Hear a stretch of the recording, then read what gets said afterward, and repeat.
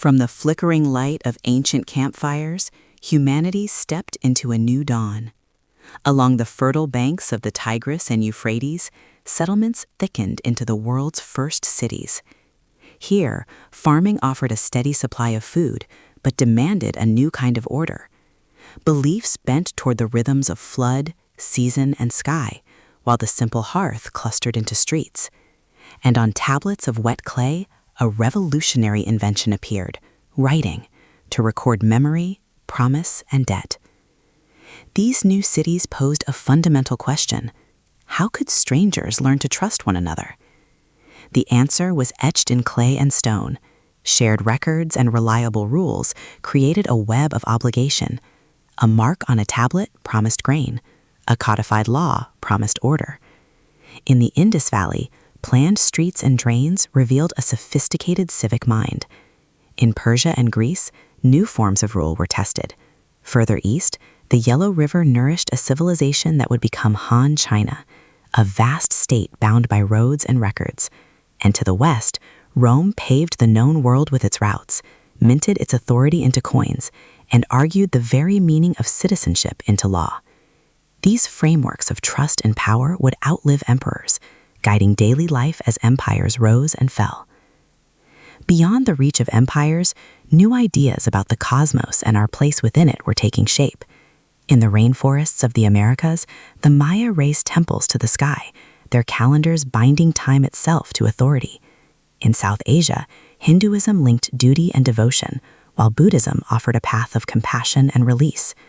These beliefs and others were not confined by borders.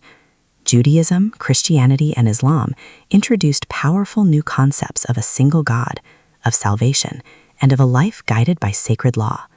Their pilgrims and traders carried these faiths along the dusty tracks that thickened into the Silk Roads and the monsoon-driven circuits of the Indian Ocean.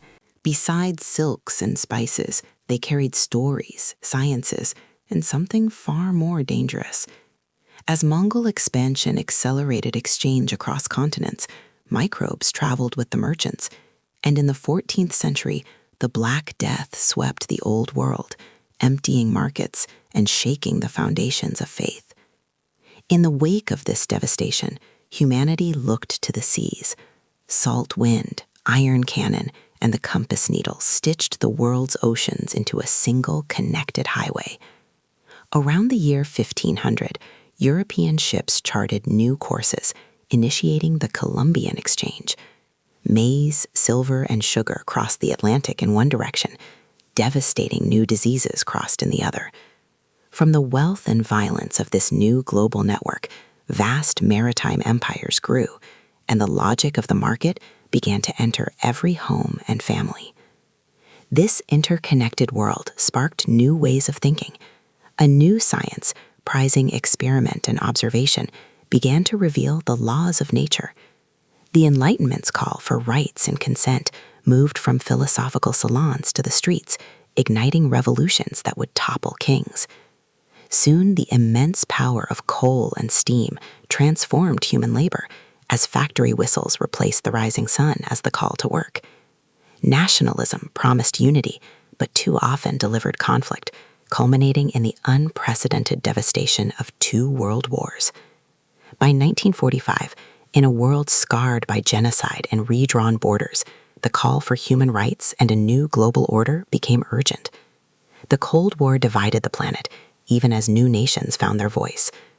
And now, in our time, digital networks accelerate exchange to the speed of light, bringing us closer than ever, yet also magnifying inequality, pandemics, and the strains on our climate.